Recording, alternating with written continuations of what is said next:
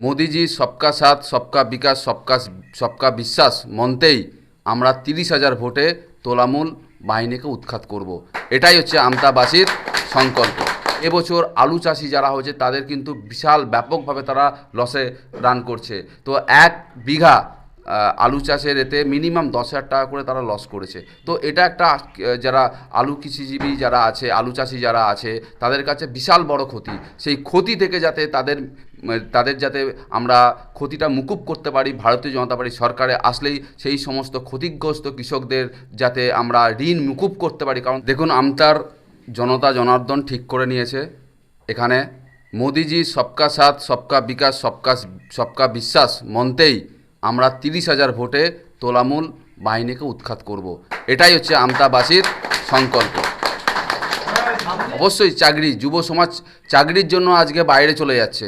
এবং আমতায় সবচেয়ে বড় কথা, আমতায় কিছু কারখানা হলেও কিন্তু টাকার বিনিময়ে আমাদের আমতাবাসী বা আমতার ছেলেদেরকে সুযোগ না দিয়ে বাইরে থেকে লেবার নিয়ে আসা হচ্ছে। আমাদের সংকল্প থাকবে একটাই, যাতে আমতার ছেলেরা ঘরে থেকে কারখানায় কাজ করতে পারে, ঘরে থেকে নিজের বাড়িতে থেকে যেন তার মূল্য মজুরি যেটা 15,000 টাকা মিনিমাম, যেটা কেন্দ্রীয় সরকারের তৈরি করে দেওয়া ওয়েটেজ, সেই ওয়েটেজ যেন পায়।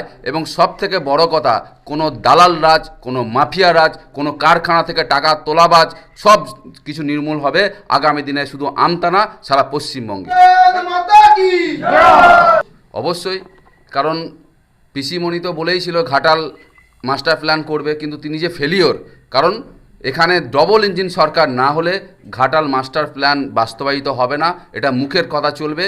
এবং সব থেকে বড় কথা, আমতায় যে বছরে 2বার করে বন্যা হয়, জয়পুর, ওইদিকে আমাদের কাশমল্লি, ভাটোরা, আমরাগড়ি, ঝিকিরা, যে পরপর যে বছরে 2বার করে বন্যা হয়। এবং সব থেকে বড় কথা, কৃষিজীবী যারা আছে, যারা কৃষকরা, তারা যে সব কিছু বিপন্ন হয়, সেই বিপন্নতা থেকে রক্ষা দেওয়ার জন্যই এখানে ঘাটাল মাস্টার প্ল্যান যেমন জরুরি, তেমন হচ্ছে নদীগুলো যে নাব্যতা যে তৈরি করা, নাব্যতা ক্লিয়ার করা এবং ড্রেজিং করা, সেই ড্রেজিং যাতে নিয়মিত হয় তার ব্যবস্থা ভারতীয় জনতা পার্টি করবে সরকারে আসার সঙ্গে সঙ্গেই।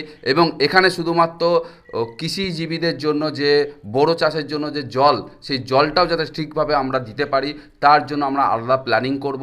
এবং কৃষিজীবী যারা আপনারা জানেন, সংবাদ মাধ্যমের মাধ্যমে আমি কৃষিজীবীদের কাছে একটা কথা বলতে চাইছি, যে এবছর আলু চাষি যারা হয়েছে তাদের কিন্তু বিশাল ব্যাপকভাবে তারা লসে রান করছে। তো 1 বিঘা আলু চাষের এতে মিনিমাম 10,000 টাকা করে তারা লস করেছে। তো এটা একটা যারা আলু কৃষিজীবী যারা আছে, আলু চাষি যারা আছে, তাদের কাছে বিশাল বড় ক্ষতি।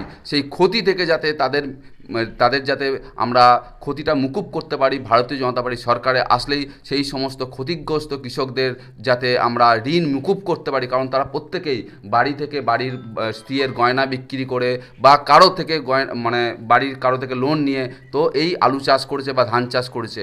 কিন্তু তারা যাতে আগামী দিনে এই কৃষি ঋণ থেকে মুকুব হয়, সেটা আমাদের কেন্দ্রীয় সরকারের কাছে দাবি থাকবে। এবং পশ্চিমবঙ্গে বিজেপি সরকার আসার সঙ্গে সঙ্গেই যেরকম আমরা মহারাষ্ট্রে দেখেছি, যেরকম আমরা পাঞ্জাবে দেখেছি, উত্তরপ্রদেশে দেখেছি, কৃষিজীবীদের যে লাখ লাখ টাকার ঋণ, হাজার হাজার টাকার ঋণ মুকুব হয়েছে, সেই ঋণ পশ্চিমবঙ্গেও বাস্তবায়িত হবে বলে আমি দৃঢ় বিশ্বাসী। অমিত সামন্ত, আমতা বিধানসভার বিজেপি প্রার্থী।